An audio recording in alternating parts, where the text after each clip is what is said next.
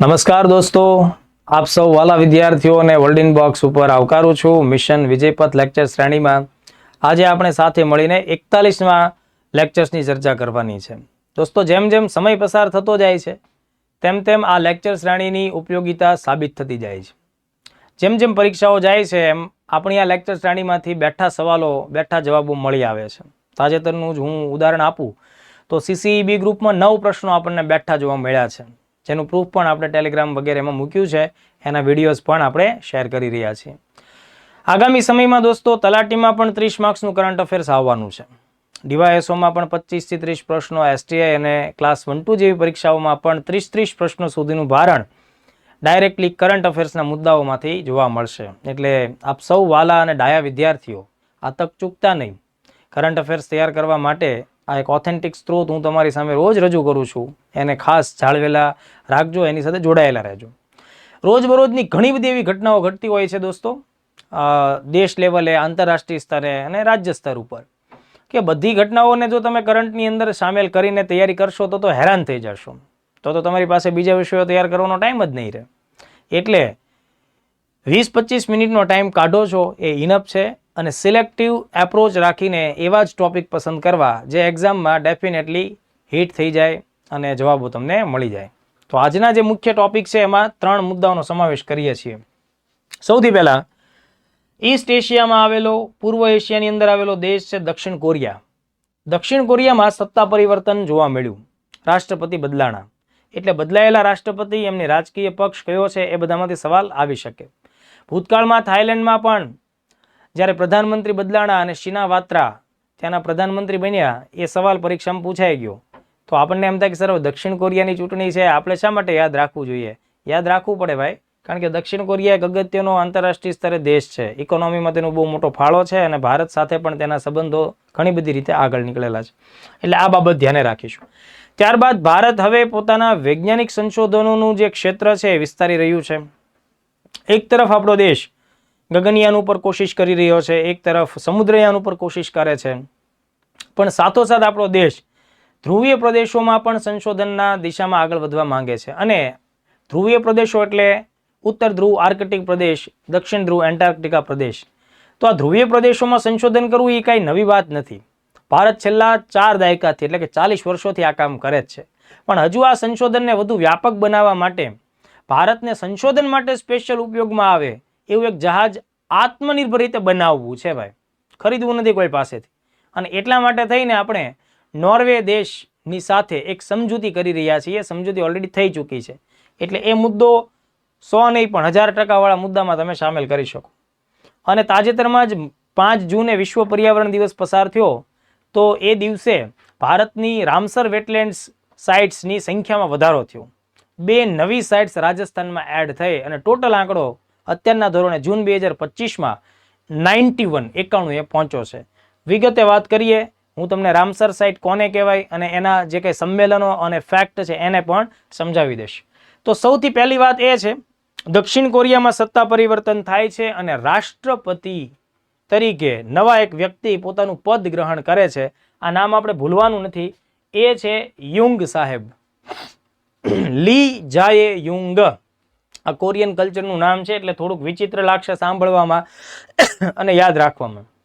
લી જાયે યુંગ. આ યુંગ છે એ નવા રાષ્ટ્રપતિ બને છે કોરિયાના. ડેમોક્રેટિક પક્ષના એ ઉમેદવાર હતા. અત્યાર સુધી વિરોધ પક્ષમાં બેઠા હતા, પણ હવે એમણે વિરોધ પક્ષમાંથી લોક જનાદેશ મેળવી અને સત્તા સંભાળી છે. દેશનું સુકાન પોતાના હાથમાં લીધું છે. તો લી જાયે યુંગને આપણે યાદ રાખીશું. યુંગ છે એ રાષ્ટ્રપતિ બન્યા. તો આ ફેક્ટ એકદમ IMP, આ ભૂલવાનું નથી.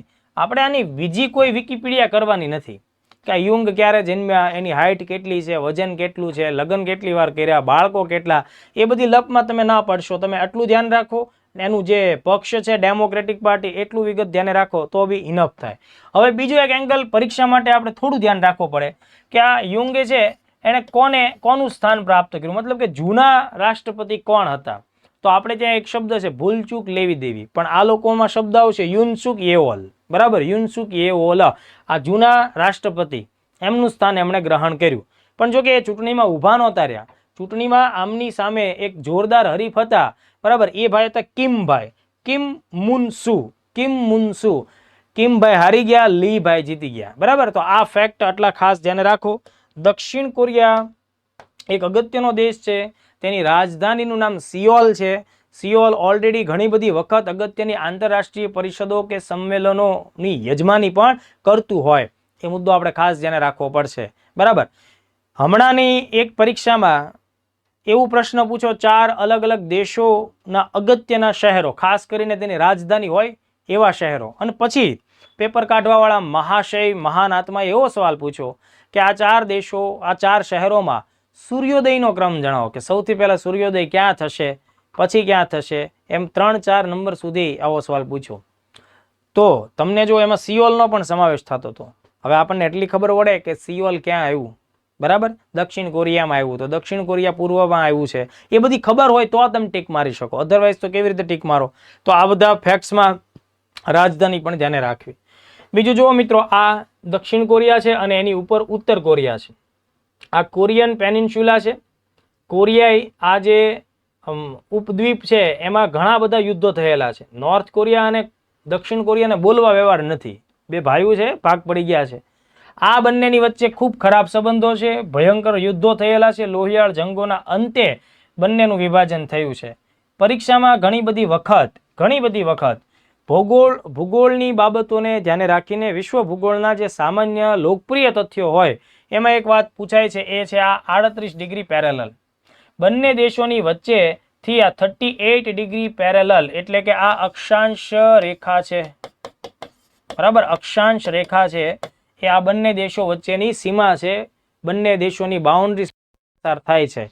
તો પેપરમાં પૂછાય ને કે ભાઈ 38 ડિગ્રી પેરેલલ આવો શબ્દ આવશે તો તમારે કોરિયાની વચ્ચે નોર્થ અને દક્ષિણ કોરિયાને ભેદભાવ થાય છે, બંનેની સીમા અલગ પડે, એ રીતે 38 ડિગ્રી પેરેલલને ધ્યાનમાં રાખવાની. તો આ એનું મેં તમને એક્સ્ટ્રા એક ફેક્ટ કીધું. ત્યારબાદ હવે વાત આપણે ભારતના વિજ્ઞાન ક્ષેત્રમાં જે નવી પ્રગતિ સાધવાની છે એ અનુસંધાને કરી લઈએ. ભારત દેશ અત્યારના સમયમાં વિજ્ઞાન અને સંશોધનના અલગ અલગ ક્ષેત્રોમાં આગળ વધી રહ્યો છે.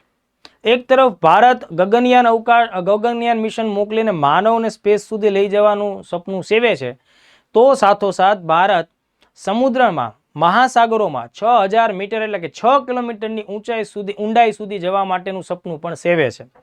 તો આવી જ રીતે ભારતનો વ્યાપ ધ્રુવીય પ્રદેશોમાં પણ વધી રહ્યો છે.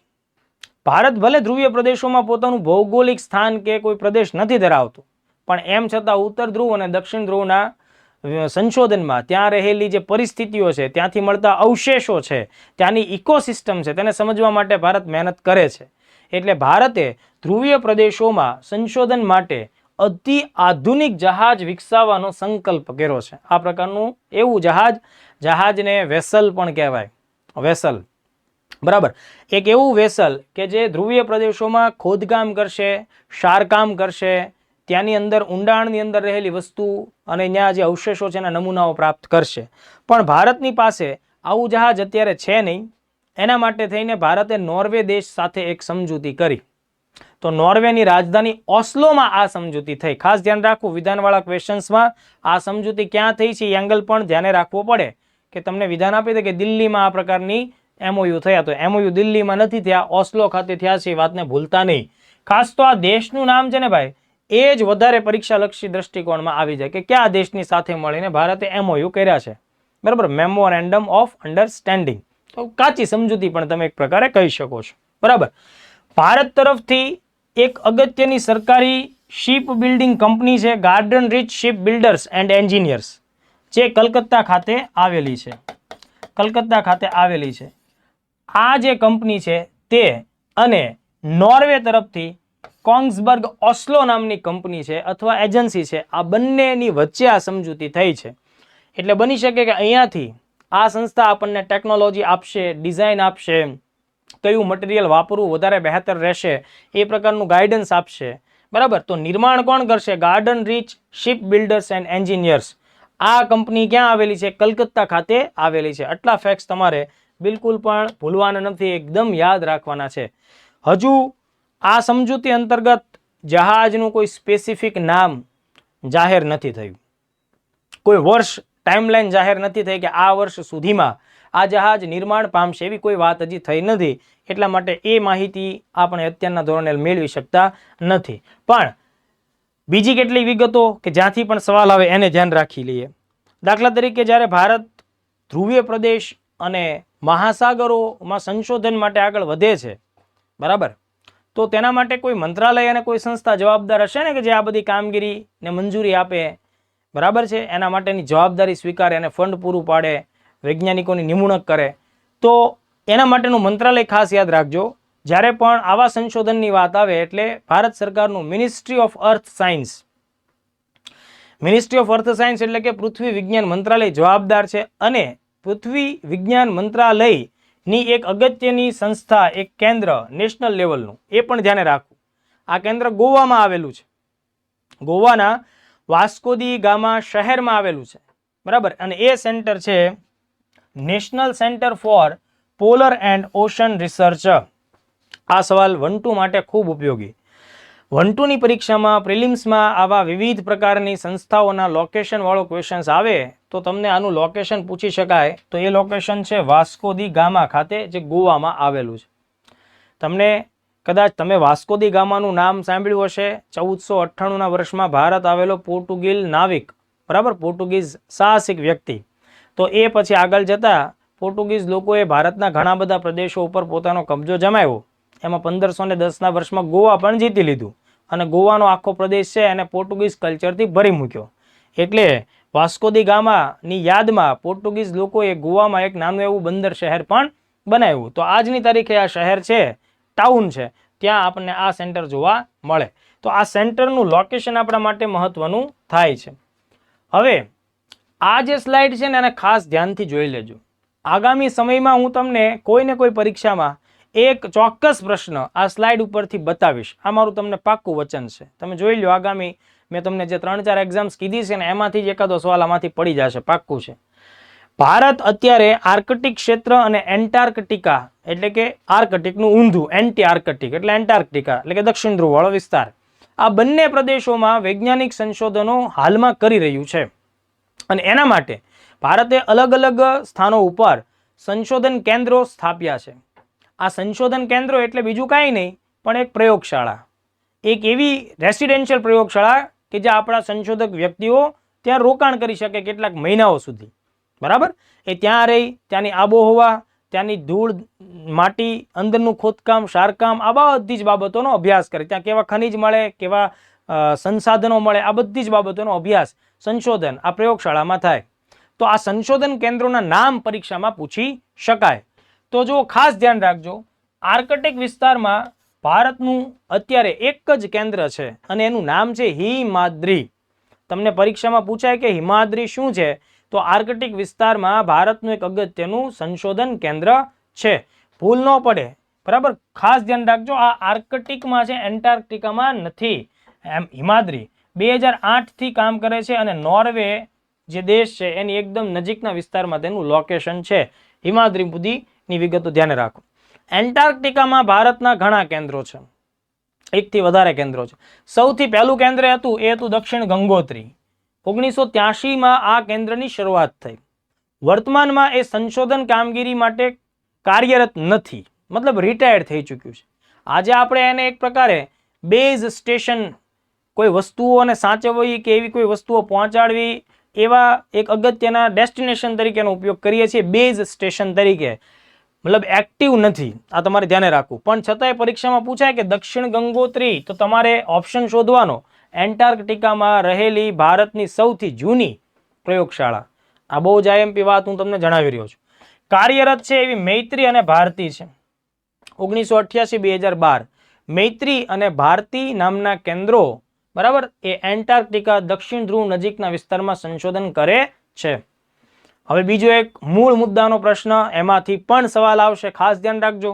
મૈત્રી 2 ભારત સરકારે આધિકારિક રીતે ઓફિશિયલી જાહેરાત કરી છે કે વર્ષ 2029 સુધીમાં એન્ટાર્કટિકા વિસ્તારમાં અતિ આધુનિક નવું સ્ટેશન લોન્ચ થશે. એ નવા સ્ટેશનને શું નામ આપવામાં આવશે? મૈત્રી 2. આ ભૂલતા નહીં, મૈત્રી 2 નામ આપવામાં આવશે. તો હિમાદ્રી દક્ષિણ ગંગોત્રી, મૈત્રી, ભારતી, મૈત્રી 2 આ બધા શાના એક્ઝામ્પલ્સ છે? આ બધા એક્ઝામ્પલ્સ છે સંશોધન કેન્દ્રોના છે. હિમાદ્રી એક ઉત્તરમાં, બાકી બધા દક્ષિણમાં છે. ભૂલ ન પડે. આ યુપીએસસીમાં પૂછાયેલો ક્વેશ્ચન છે અને આ જીપીએસસીમાં પૂછાયેલો ક્વેશ્ચન છે. એટલે બંને ઓલરેડી પીવાયક્યુ તો છે જ, રિપીટ પણ થઈ શકે. તો આ મુદ્દો આઈ થિંક બહુ જ ઉપયોગી છે અને ધ્યાને રાખો. પછી મિત્રો રામસર સાઇટ કરીને એક ટોપિક આવતો હોય છે. બેઝિકલી આ મુદ્દો જૈવ વિવિધતાના રક્ષણ અને પર્યાવરણની બાબત સાથે સંકળાયેલો છે.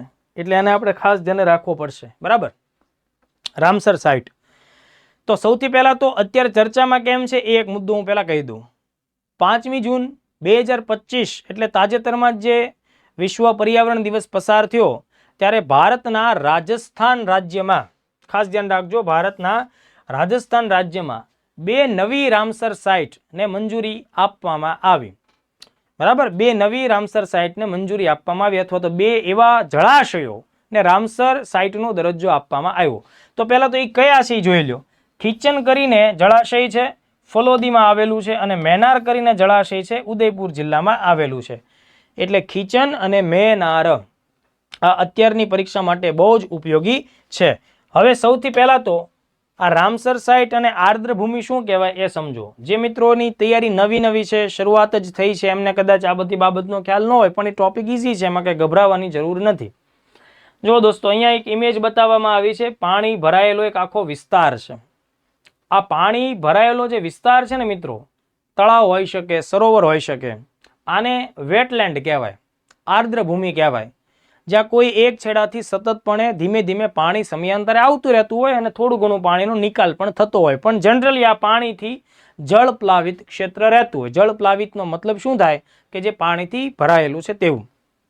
હવે અહીંયા જ્યારે પાણી એટલું બધું ભેગું થાય છે અને સતત પાણી પાછું ધીમી ગતિએ ફ્લોમાં પણ હોય, બરાબર, એટલે કે એનો આવરો જાવરો ચાલુ રહેતો હોય, તો આ આખો વિસ્તાર અનેક પ્રકારના નાના મોટા પ્રાણીઓ, પક્ષીઓ, કીટકો એ બધા માટે જીવાદોરી સમાન થાય. બીજું એ કે આ જળાશયને લીધે ધીમે ધીમે જે શુદ્ધ થયેલું પાણી, સારું પાણી જમીનની અંદર ભૂગર્ભમાં પણ ઉતરે, કારણ કે ઉપર એની અંદર જે રહેલો કચરો છે એ બધો જ કચરો ક્યાં રહે? સપાટી, એટલે કે તળિયે ચોંટેલો રહે. એટલે આર્દ્રભૂમિને ધ્યાન આપજો. આર્દ્રભૂમિ માટે કેટલાક વૈજ્ઞાનિકો એક શબ્દ વાપરે છે ભાઈ, એ છે પૃથ્વીની કિડની. બરાબર. પૃથ્વીની કિડની તરીકે આર્દ્રભૂમિને ઓળખે, કારણ કે ત્યાં બધો જ કચરો જમા થઈ જાય અને પાણી ગળાઈ જાય છે, ફિલ્ટર થાય છે કુદરતી રીતે, અને પછી ભૂગર્ભમાં ઉતરે છે. એટલે પૃથ્વીના સ્વાસ્થ્ય માટે, ભૂગર્ભ જળની શુદ્ધતા માટે આર્દ્રભૂમિ બહુ જ મહત્વની છે. એટલે આપણે આસપાસમાં તળાવો હોય કે જે અનેક સજીવો એના ઉપર નિર્ભર હોય, બરાબર, તો આપણે એની જાળવણી કરવાની. તો હવે જુઓ દોસ્તો, ભારતમાં જ આર્દ્રભૂમિઓ આવેલી છે એવું તો છે નહીં. દુનિયાભરના કેટલાય દેશોમાં આર્દ્રભૂમિઓ એટલે આવા બધા જળાશયો છે આવેલા છે. એટલે આવા જળાશયોને લીધે ઘણી બધી સજીવ સૃષ્ટિ ટકેલી છે. બરાબર. તો જો આપણે તેનું ધ્યાન ન દઈએ, મતલબ કે આમાં આડેધડ કચરો નાખીએ જ રાખીએ, તો આનું ભવિષ્ય એક દિવસ ખતમ થઈ જશે. તો આનું ભવિષ્ય ખતમ થશે તો તેની સાથે અનેક સજીવો, નાના મોટા સજીવો, એમનું અસ્તિત્વ પણ જોખમમાં મુકાઈ જશે. બરાબર. એટલે બુદ્ધિશાળી લોકોએ નક્કી કર્યું કે ભાઈ આ પ્રકારનો પ્રશ્ન ન થાય, મતલબ કે આ તળાવમાં કોઈ ઇન્ડસ્ટ્રીવાળા આવીને કચરો ન ફેંકી જાય, ઝેરી રસાયણ ન છોડી જાય, બરાબર, કારણ કે અહીંયા મેળાવડો છે સજીવોનો, આપણે એની કેર કરવી પડે. એટલે ઘણા બધા બુદ્ધિશાળી લોકોએ સાથે મળીને 1971ના વર્ષમાં એક સંમેલન બોલાવ્યું. આ સંમેલન છે ને, આ સંમેલન એ ઈરાનમાં આયોજિત થયું. ઈરાનનું એક શહેર છે જેનું નામ છે રામસર. રામસર સંમેલન 1971માં જે ભરાણું, દુનિયાભરના દેશોના પ્રતિનિધિઓ અને પર્યાવરણ પ્રેમીઓ અને દેશની સરકારોના માણસો બધા લોકો એમાં હાજર રહ્યા.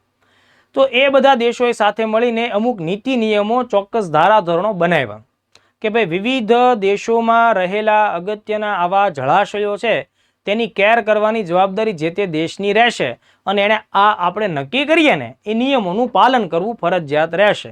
એટલે એ જે નિયમો છે મિત્રો, એને આપણે રામસર સમજૂતીના નામથી ઓળખીએ છીએ. ક્યાં નામથી ઓળખીએ? રામસર સમજૂતીના નામથી. તો જે પણ જળાશયને આ સમજૂતીના નિયમો લાગુ પડે એને રામસર સાઇટ્સ કહેવાય. બરાબર, એને રામસર સાઇટ તરીકે ઓળખવામાં આવે. અને તેની જાળવણી માટે આંતરરાષ્ટ્રીય સ્તર ઉપર પણ ઘણી બધી આર્થિક મદદ પણ મળે. એટલે તમને ખબર પડવી જોઈએ કે હું જ્યારે પણ રામસર સમજૂતી કે રામસર નિયમો આવી વાત કરું તો તમારે સમજવાનું કે આ વેટલેન્ડ સાથે જળાશયોની જાળવણી સાથે સંકળાયેલો ટોપિક છે. તો કેટલાક આઈએમપી ફેક્ટ એકદમ ધ્યાને રાખો. વેટલેન્ડની જાળવણીનું બંધારણ ધ્યાન આપો. વેટલેન્ડની જાળવણીના નીતિ નિયમો, એનો કાયદો, એનું બંધારણ એટલે રામસર સમજૂતી. એટલે આ મુદ્દો બહુ જ અગત્યનો છે. રામસર કોના નામ ઉપરથી પડે છે? એક શહેરનું નામ છે જે ઈરાન દેશમાં આવેલું છે. હવે આઈએમપી ફેક્ટ્સ 4 વિધાન આપું છું. આ 4 વિધાન તમે તમારા જીવનમાં ઉતારી જ લેજો. 1971ની 2 ફેબ્રુઆરીએ આ નિયમોનો આંતરરાષ્ટ્રીય સ્તરે સ્વીકાર કરવામાં આવ્યો. ઘણા બધા દેશોએ કીધું કે અમને આ નિયમો મંજૂર છે, અમે જાળવણી રાખશું કે કોઈ ત્યાં આવીને કચરો ન ડમ્પ કરે, માછીમારો ત્યાંથી વધારે પડતી માછલીઓ છે એ ઉઠાવી ન જાય, બરાબર, ત્યાં આવતું કોઈ પાણીને ડિસ્ટર્બ ન કરે, બધું અમે ધ્યાન રાખીશું. તો આ 2 ફેબ્રુઆરી 1971ના દિવસે આ સમજૂતીનો શું થાય છે? સ્વીકાર થાય છે. એટલે દુનિયાના મેક્સિમમ દેશોએ એને એક્સેપ્ટ કરી. તો સ્વીકાર પૂછાય છે તો 1971 કયા દિવસથી, કયા વર્ષથી આ સમજૂતી ઇમ્પ્લિમેન્ટ થાય છે, એટલે કે લાગુ થાય છે. પછી એનું ઉલ્લંઘન કરવું એટલે તમારે એની દંડ ભરવાની તૈયારી રાખવાની. તો એને લાગુ થાય છે એ વર્ષ છે 1975. સમજૂતી સ્વીકારાય છે 71માં, લાગુ થાય છે 21મી ડિસેમ્બર 1975માં. મિત્રો, ભારત શરૂઆતમાં આ સમજૂતી સાથે સહેમત નહોતું, પણ ભારત ક્યારથી જોઈન થયું? 1982ની 1 ફેબ્રુઆરીએ. એટલે આપણે વિધાનવાળા ક્વેશ્ચન્સમાં ધ્યાન રાખવાનું કે ભાઈ ભારત રામસર સંમેલનનો સ્થાપક દેશ છે, તો સ્થાપકમાં નહીં આવે. આ લાગુ થયાના 7 વર્ષ પછી ભારત એમાં એન્ટર થાય છે કે ભાઈ લાવો આ નિયમો અમને આપો, આ નિયમો અમારે પણ લાગુ કરવા છે, અમે પણ પ્રયત્ન કરીએ અમારા જળાશયોની સ્વચ્છતા, પ્રદૂષણ મુક્ત એની સ્થિતિ, એ બધી બાબતનો. તો ભારત ક્યારથી જોઈન થાય છે? 1982થી. તો આ 3 ફેક્ટ યાદ રાખવા. 1997ના સમયથી દર વર્ષે 2 ફેબ્રુઆરીને વિશ્વ આર્દ્ર ભૂમિ દિવસ એટલે કે વર્લ્ડ વેટલેન્ડ ડે તરીકે ઉજવવાની શરૂઆત થઈ છે. તો આ 4 ફેક્ટ થયા. હવે જુઓ, 4 ફેક્ટમાંથી હું એક વિધાન લઈ લઉં એટલે વિધાનવાળો મોટો લેન્ધી પ્રશ્ન બની ગયો. એમાં કાંઈ નવું નથી, ફેક્ટ્સ ક્લિયર રાખવાના. 1971માં સમજૂતી સ્વીકારવામાં આવી, આ સમજૂતી 1975માં લાગુ થાય, 1982માં ભારત એનો મેમ્બર બને અને 1997થી વિશ્વ આર્દ્ર ભૂમિ દિવસ તરીકે દર વર્ષે 2 ફેબ્રુઆરીને ઉજવવામાં આવે. હવે તમારી એસટીઆઈ અને ડીવાયએસઓ જેવી પ્રિલિમ્સ જ્યારે આવવાની છે તો તેને ધ્યાને રાખીને 2025નો જે વર્લ્ડ વેટલેન્ડ ડે છે એ લેટેસ્ટ ગણાય. એની થીમ તમારે ધ્યાન રાખવાની, પ્રોટેક્ટિંગ વેટલેન્ડ્સ ફોર અવર કોમન ફ્યુચર. આપણા બધાના સહિયારા સારા ભવિષ્ય માટે તમારે શું કરવાનું છે? આર્દ્ર ભૂમિઓને સુરક્ષિત રાખવાની છે. તો આઈ થિંક આ બધા મુદ્દા એકદમ ઉપયોગી છે. મને તમારી યારે બીજી કોઈ લપ કરવામાં બિલકુલ રસ નથી. તમે લોકો આટલા ફેક્ટ્સ ધ્યાન રાખો એ આપણો અંતિમ અને શ્રેષ્ઠ લક્ષ્યાંક છે. હવે જુઓ, ભારતમાં સૌથી વધુ રામસર સાઇટ્સ ધરાવતા રાજ્યો કયા? તો તમારે કહેવાનું છે તમિલનાડુ 20ની સંખ્યાએ પહોંચી ગઈ છે. ટોટલ ઇન્ડિયામાં કેટલા? 91. એમાં મેક્સિમમ ક્યાં આવ્યા છે? તમિલનાડુમાં. બીજું રાજ્ય યુપી છે, બરાબર. તો પંજાબ, ઓડિશા પાસે 6 છે. પણ આ એક ફેક્ટ આપણે ખાસ ધ્યાને રાખીએ એટલે એમાં ભૂલ ન કરતા. સૌથી પહેલી ભારતની સૌ પ્રથમ રામસર સાઇટ પરીક્ષામાં પૂછાય તો એ 1981માં જ જાહેર થઈ ચૂકી હતી. એમાં એક વર્ષે એક સાથે 2ને જાહેર કરવામાં આવી હતી. ચિલ્કા સરોવર ક્યાં આવ્યું છે? ઓડિશા. જો આ પણ તમારે ધ્યાને રાખવું, કોમન જીકેનો સવાલ છે. રાજ્ય ઘણીવાર સરોવર સાથે પૂછાય છે. ચિલ્કા સરોવર ક્યાં આવ્યું છે? ઓડિશામાં. અને કેવલાદેવ નેશનલ પાર્ક રાજસ્થાન, બરાબર. તો આ 2 ભારતની સૌથી પહેલી રામસર સાઇટ હતી. 91 રામસર સાઇટ્સ પૈકી સૌથી વધુ ક્ષેત્રફળ ધરાવતી રામસર સાઇટ કઈ? તો કે ભાઈ બંગાળમાં આવેલું સુંદર વન એ ભારતનું સૌથી મોટું, બરાબર, ભારતનું સૌથી મોટી રામસર સાઇટ થાય. અને એવી જ રીતે પ્રશ્ન એ પણ અગત્યનો બને કે એરિયા ક્ષેત્રફળની દ્રષ્ટિએ સૌથી નાની રામસર સાઇટ કઈ? તો વેમ્બનૂર તમિલનાડુમાં આવેલું છે તે. હવે કેટલાક ઇન્ટરનેટ સોર્સનો તમે જો ઉપયોગ કરશો ને તેમાં એવું આપશે કે ભાઈ રેણુકા નામની રામસર સાઇટ સૌથી નાની છે. પણ ધ્યાન આપો, મેં રામસર સાઇટની ઓરિજિનલ સાઇટ ઉપર વાંચેલું છે એટલે કહું છું કે ભાઈ રેણુકા 20 હેક્ટરમાં ફેલાયેલી છે અને વેમ્બનૂર 19.7 હેક્ટરમાં ફેલાયેલી છે. એટલે વેમ્બનૂર છે એ આપણે માટે અગત્યનો જવાબ બની જાય છે. આટલા ફેક્ટ્સ તમે લોકો ખાસ ધ્યાને રાખો. હવે જે લોકોનો ટાર્ગેટ જીપીએસસી 1-2 લેવલની પ્રિપરેશન છે એના માટે આ ઇન્ફોર્મેશન મોસ્ટ આઈએમપી છે. શબ્દ અહીંયા છે મોન્ટ્રેક્સ યાદી, મોન્ટ્રેક્સ રેકોર્ડ. જ્યારે રામસર સાઇટ્સની આપણે વાત કરતા હોઈએ ત્યારે મોન્ટ્રેક્સ યાદીનો ઉલ્લેખ કરવો પણ બહુ જરૂરી છે. આ એક રેકોર્ડ છે, એટલે કે લિસ્ટ છે, યાદી છે. બરાબર. આ યાદી શાની છે? તો કે ભાઈ જે જળાશયોને ભૂતકાળના સમયમાં રામસર સાઇટનો દરજ્જો આપ્યો હોય અને એને આંતરરાષ્ટ્રીય સ્તરે નાણાકીય સહાયતા મળવાનું ચાલુ પણ થયું હોય, પણ એમ છતાં પણ જે તે સ્થાનિક પ્રશાસન, જે તે રાજ્ય સરકારો એ જળાશયની પ્રોપર જાળવણી કરવામાં ઉણા ઉતરતા હોય કે થોડાક બેજવાબદાર સાબિત થતા હોય અને એ જળાશયને પ્રદૂષણથી મુક્ત ન રાખી શકતા હોય, બરાબર, તો એમને એક વોર્નિંગ આપવી પડે કે ભાઈ તમારી પરિસ્થિતિ છે એ કથળેલી છે, અમારા આંતરરાષ્ટ્રીય સર્વેમાં તમારું પરફોર્મન્સ ડાઉન જાય છે, તમને નાણાકીય સહાયતા મદદ મળતી હોવા છતાંય તમે બેજવાબદારી ભર્યું વર્તન કરો છો, તમે પ્રદૂષણને અટકાવી નથી રહ્યા, પૂરતા પ્રમાણમાં જળનો જથ્થો નથી સાચવી રહ્યા, એટલે અમે તમને એક પ્રકારે એક સિગ્નલ આપીએ છીએ, તમે ધ્યાન રાખજો, નહીંતર આંતરરાષ્ટ્રીય સહાયતા મળવાનું ધીમે ધીમે અમે ઓછું પણ કરી શકીએ. તો મોન્ટ્રેક્સ યાદી એટલે હું તમને સાવ સામાન્ય ભાષામાં વાત કરું તો એવી રામસર સાઇટ કે જે કંઈક ને કંઈક બીમાર છે, બરાબર, એ કંઈક ને કંઈક જેને વધારે મદદની જરૂર છે, તેવી અત્યારના ધોરણે ભારતમાં 2 યાદીને મોન્ટ્રેક્સ રામસર યાદીમાં સામેલ કરવામાં આવેલું છે. તો મોન્ટ્રેક્સ રેકોર્ડનો મતલબ આ થાય. એમાં એક છે કેવલાદેવ નેશનલ પાર્ક રાજસ્થાન અને ઉત્તર પૂર્વ ભારતમાં મણિપુરની અંદર આવેલું લોકતક સરોવર. આ બહુ જ આઈએમપી છે, મોસ્ટ આઈએમપી છે, ભૂલાય નહીં. 2 સ્થળ, 2 સાઇટ એવી છે જે મોન્ટ્રેક્સ યાદીમાં સ્થાન ધરાવે છે, કેવલાદેવ નેશનલ પાર્ક અને લોકતક સરોવર. આ એકદમ સ્પષ્ટ રાખવાનું છે. અગાઉ ચિલ્કા પણ હતી, પણ ચિલ્કાને વ્યવસ્થિત રીતે સુધારો વધારો કરવામાં આવ્યો, એનું ધ્યાન સ્પેશિયલી દેવામાં આવ્યું, એટલે ચિલ્કાને એમાંથી બાદ કરવામાં આવી. હવે જુઓ, આ લોકતક સરોવર છે ને મિત્રો, ખાસ ધ્યાન રાખજો. લોકતક સરોવરમાં કૈબુલ લામજાઓ નામનો ભારતનો એકમાત્ર તરતો નેશનલ પાર્ક આવેલો છે. બરાબર. નેશનલ પાર્ક તરતો હોય એટલે એમ ન સમજતા કે જેમ તમે ઓલું હોડકું કે જહાજ ડૂબાડો અને તરે, એવી રીતે નહીં. આ એવો નેશનલ પાર્ક કે જેમાં પાણી ભરાઈ જતું હોય, એમ છતાં એનો કેટલો ઊંચાઈ વાળો ભાગ છે પાણીમાં તમને તરતો દેખાતો, ઇન શોર્ટ કે ઉપર આવેલો ભાગ છે. બરાબર. તો આ આખી બાબત તમારે ખાસ ધ્યાનમાં રાખવાની થશે.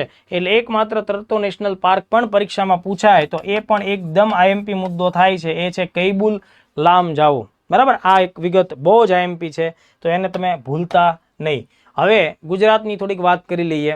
ગુજરાતમાં પણ ઘણા બધા જળાશયો આવેલા છે. એ પૈકી 4 જળાશયોને રામસર અવસ્થાનો દરજ્જો મળ્યો છે. જે પૈકી સૌથી પહેલી રામસર સાઇટ એ અમદાવાદ ખાતે આવેલ નળ સરોવર પક્ષી અભયારણ્ય છે, જેને 2012માં રામસર સાઇટનો દરજ્જો આપવામાં આવ્યો, જે ગુજરાતની સૌથી મોટી રામસર સાઇટ છે. ખીજડીયા પક્ષી અભયારણ્ય જામનગર ખાતે અને 2022માં અને એના આગલા વર્ષે 2021માં થોળ મહેસાણા ખાતે અને વડોદરાના ડભોઈ પાસે વઢવાણા વેટલેન્ડ. તો આ ટોટલ 4 થઈ. બરાબર. તમે અહીંયા વઢવાણ ન સમજતા, વઢવાણ સુરેન્દ્રનગરમાં આવશે, આ વઢવાણા છે, એટલે આ ભૂલ ન પડે, એને ખાસ ધ્યાને તમે રાખજો. તો આઈ થિંક આ આટલા મુદ્દા થયા. હજુ પણ એક પોઈન્ટ તમે ધ્યાને લઈ લેવો પડશે કે વિશ્વમાં સૌથી વધુ રામસર સાઇટ્સ ધરાવતા દેશો પૂછાય તો યુકે 176, મેક્સિકો બીજા નંબરે 144 અને આપણો દેશ ભારત 91 સાથે ત્રીજા નંબરે. એશિયામાં આપણે પહેલા નંબરે. તો આ સાઇટ્સ છે એને ધ્યાને રાખો. બ્રાઝિલ છે, એમાં સૌથી વધુ રામસર સાઇટનું ક્ષેત્રફળ આવેલું છે. રામસર સાઇટ્સના ક્ષેત્રફળની દ્રષ્ટિએ ફર્સ્ટ રેન્ક ઉપર બ્રાઝિલ, પણ સંખ્યાની દ્રષ્ટિએ કોણ? યુકે, પછી મેક્સિકો, ધેન આફ્ટર ભારતનું સ્થાન આવે ત્રીજા નંબરનું. આઈ થિંક 41 નંબરના આ લેક્ચરમાં મેં તમને રાષ્ટ્રીય આંતરરાષ્ટ્રીય મહત્વની ઘણી બધી અગત્યની વિગતો સમજાવી છે. એક એક ટોપિક ખાસ જોજો. આ લેક્ચર્સ કેવો લાગે છે એ અંગે તમારા ચોક્કસ અભિપ્રાયો આપજો અને તમારા મિત્રો, સાથીદાર, દોસ્તો સાથે આ લેક્ચરને શેર પણ કરજો. વહેલી તકે આપણે મળીશું દોસ્તો. 42 નંબરના લેક્ચર્સમાં વધુ આઈએમપી 3 મુદ્દાઓ લઈને મળીએ. જય ભારત, જય હિન્દ.